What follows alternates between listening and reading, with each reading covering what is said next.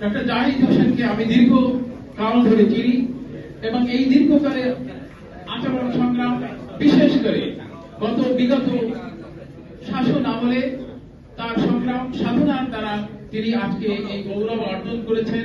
তিনি বিএনপির স্থায়ী কমিটির একটি নীতি নির্ধারণী পর্যায়ে উপনীত হয়েছে। আমরা তার সাফল্য কামনা করি। আজকের বিষয়টি মানবাধিকার। আপনারা জানেন যে মানুষ যখন জন্মগ্রহণ করে তখন জন্মগ্রহণ করার সাথে সাথে অলঙ্ঘনীয় ভাবে, অনিবার্য ভাবে, অবশ্যম্ভাবী ভাবে তার কিছু অধিকার সে অর্জন করে। যেমন বেঁচে থাকার অধিকার, যেমন বসবাসের অধিকার, যেমন চিকিৎসার অধিকার, শিক্ষার অধিকার ইত্যাদি।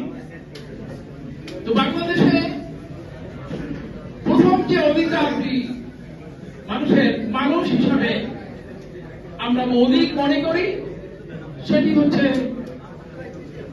রাজনৈতিক অধিকার। একজন মানুষ হিসাবে আপনি যখন জন্মগ্রহণ করেন তখন আপনার বেঁচে থাকার অধিকারের সাথে মতামতের অধিকার, সভা সমাবেশ করার অধিকার, আপনার সত্য কথা বলার অধিকার, আপনার সবকিছুই এভাবে আমরা নির্ণয় করি। এটি অত্যন্ত দুঃখের বিষয় যে বাংলাদেশে একটি মানবাধিকার নির্ণীত কঠিন একটি সংবিধান রচিত হয়েছিল, কিন্তু সেই স্বাধীনতার পরে যে সংবিধান রচিত হয়েছে, স্বাধীনতার পরের শাসকরা সেই সংবিধান অনুযায়ী দেশ শাসন করেননি। তারা এই শেখ হাসিনার পূর্বপুরুষ শেখ হাসিনা এবং বসাংবাদেরা তারা দেশ শাসন করেছে এবং গত 16 বছরে কিভাবে মানবাধিকার লঙ্ঘিত হয়েছে সে উদাহরণ আর আপনাদের সামনে দেওয়ার সুযোগ নেই। আজকে একটি অন্তর্বর্তী সরকার, একটা ট্রানজিশনাল গভর্নমেন্ট, অর্থাৎ ইন বিটুইন একটি গভর্নমেন্ট আসছে এবং একটি গভর্নমেন্ট গেছে, এর মধ্যবর্তী একটি সরকার অন্তর্বর্তীকালীন সরকার। এই অন্তর্বর্তীকালীন সরকার অনেক কিছুই করেছে, অনেক সংস্কার করেছে যে মানবাধিকার লঙ্ঘনের জন্য এই সরকার প্রতিষ্ঠিত হয়েছে। আমরা দুঃখের সাথে লক্ষ্য করেছি যে সেই মানবাধিকারের বিষয়টি এই সরকার কোনোভাবেই গুরুত্ব প্রদান করেনি। এমনকি এই দেশে এই সময় একটি মানবাধিকার কমিশন অনুপস্থিত। যে মানবাধিকার কমিশনটি ছিল সেটি পদত্যাগ করেছে তারা, কিন্তু তার পরিবর্তে একটি মানবাধিকার কমিশন গঠিত হয়নি, এই মানবাধিকার নীতি বা কমিশন গঠিত হয়নি। এটা অত্যন্ত দুর্ভাগ্যের কথা। আজকে আমরা লক্ষ্য করেন যে নির্বাচনকে সামনে রেখে এই সেমিনারের শিরোনাম নির্ধারণ করেছি। আমরা বিশ্বাস করি যে বাংলাদেশের মানুষ যে রক্ত দিয়েছে, যে রক্ত অতিক্রম করে এই সরকারটি প্রতিষ্ঠিত হয়েছে, সেই সরকারের মাধ্যমে যে সংবিধান রচিত হবে, যে সনদ রচিত হবে, সেখানে মানবাধিকারের নিশ্চয়তা থাকবে। আমরা আশা করতে চাই যে এই নিরাপদ নির্বাচনের মাধ্যমে যে সরকারি প্রতিষ্ঠিত হোক না কেন, তাদের কাছে আমাদের মানবাধিকারের দাবি, মানবাধিকার অধিকার নিশ্চিত করতে চাই। এই সংগঠনটি কোন রাজনৈতিক সংগঠন নয়, এই সংগঠনটি অরাজনৈতিক মানুষের অধিকার নিশ্চিত করার জন্য একটি সংগঠন। সুতরাং আমরা চাইব ভবিষ্যতে যে রাজনীতি করুক না কেন, যে নেতৃত্ব আসুক না কেন, সেটি মানবাধিকারের পক্ষে ভূমিকা রাখবে। আপনারা লক্ষ্য করেছেন যে আমরা জিয়াউর রহমানের কথা বারবার উচ্চারণ করেছি, এই কারণে যে জিয়াউর রহমান বাকশাল বেআইনি ঘোষণা করে বাকশালকে বাতিল করে বহুদলীয় গণতন্ত্র কায়েম করেছিলেন। আমি রাষ্ট্রবিজ্ঞানের ছাত্র, অবাক লাগে যেখানে একজন রাজনৈতিক শাসক স্বৈরাচারে রূপান্তরিত হয়েছেন, সেইখানে একজন সামরিক শাসক নিপতনে সিদ্ধ ঘটনার মতো একজন সামরিক শাসন মানবাধিকার দিয়েছিলেন, একজন সামরিক শাসন বহুদলীয় গণতন্ত্র দিয়েছিলেন। এবং সেই কারণে আজকে সবাই আপনারা বলছেন যে বিএনপি সরকার আসবে, এবং এখন আমরা সেভাবেই আমরা বিবেচনা করি। আমরা বলি যে গভর্নমেন্ট ওয়েটিং বিএনপি। সেই কারণে বিএনপির কাছে আমাদের প্রত্যাশা অনেক।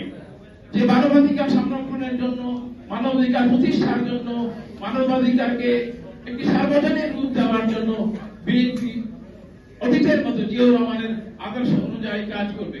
এখানে যারা আছেন সকলেই মানবাধিকার কর্মী, তিনি ডাক্তার হোক, তিনি প্রকৌশলী হোক, তিনি সাংবাদিক হোক। আমি ধন্যবাদ দিতে চাই আমাদের মানবাধিকারের এই ডাক্তার উইংকে, যে তারা চিকিৎসা যারা ব্যস্ত থাকেন, একটি মানবাধিকারের নিশ্চিত করার জন্য যারা কাজ করেন, তারা আজকে এই আয়োজনের মুখ্য অংশ এবং মুখ্য ধারক তারা আজকে মানবাধিকারের জন্য চেষ্টা করছেন। আমরা মনে করি যে দলই ক্ষমতাসীন হোক না কেন, আমরা এই সিস্টেম নিয়ে কোনো কথা বলতে চাই না। নির্বাচন ব্যবস্থায় আমরা পিআর মানে প্রপোর্শনাল রিপ্রেজেন্টেশন, এই পিআর সিস্টেমটি পৃথিবীর অনেক দেশেই জনপ্রিয়। 91টি দেশে এই জনপ্রিয় বিষয়টি রয়েছে। নির্বাচন পদ্ধতি মানুষ যতই অগ্রসর হয়েছে ততই নির্বাচন প্রক্রিয়াকে শান্তিপূর্ণ স্বচ্ছ করার চেষ্টা করে। আপনারা জানেন আগে আলাদা ছিল, এখন প্রজার শাসন বাংলাদেশের নাম গণপ্রজাতন্ত্রী বাংলাদেশ সরকার। সুতরাং প্রজাতন্ত্রের বড় একটি নিয়ম হচ্ছে যে শাসক নির্বাচিত হবে প্রজা সাধারণের সম্মতির ভিত্তিতে। আগে শক্তি ছিল শাসনের উৎস, এখন সম্মতি হয়েছে শাসনের উৎস। সম্মতি নির্ণয়ের একমাত্র পন্থা হচ্ছে নির্বাচন। নির্বাচন পদ্ধতিটি সংস্কার হতে হতে বিভিন্ন উন্নত দেশে পিআর অর্থাৎ প্রপোর্শনাল রিপ্রেজেন্টেশন, যে অনুপাতে ভোট পাবে জাতীয়ভাবে সেই অনুপাতে আসন নির্ধারিত হবে। এটা কি উত্তম ব্যবস্থা। এই উত্তম ব্যবস্থাটি বুঝতে আমাদেরকে সময় লাগবে। এই ব্যবস্থাটি যেমন গণতন্ত্র প্র্যাকটিস হতে হতে আমাদের এই অবস্থা আমরা অর্জন ঠিক তদ্রুপভাবে আমরা মনে করি যে বাংলাদেশের বর্তমান যে রাজনৈতিক অবস্থান রয়েছে, বর্তমানে মানুষের যে রাজনৈতিক শিক্ষা দীক্ষা সচেতনতা রয়েছে, তাতে এই পিআর সিস্টেমটি এখনই এই মুহূর্তে বাংলাদেশে পুরোপুরি প্রয়োজনীয় নয়। তবে এটি প্র্যাকটিস হতে পারে, আমরা শিক্ষা দীক্ষা অর্জন করতে পারি এবং একসময় হয়তো যদি আমাদের জনগণের ইচ্ছায় যদি পিআর সিস্টেমটি আমাদের কাছে জনপ্রিয় প্রবণতা সেটা হতে পারে। সবকিছুই হতে হবে জনগণের ইচ্ছায়। আপনারা লক্ষ্য করেছেন যে উচ্চ পরিষদের কথা বলা হয়েছে, সেই উচ্চ পরিষদে আমরা আশা করছি এবং জাতীয় ঐক্যমত্য কমিশন আশা করছে যে এই প্রপোর্শনাল নির্বাচনের মাধ্যমে এটা হতে পারে।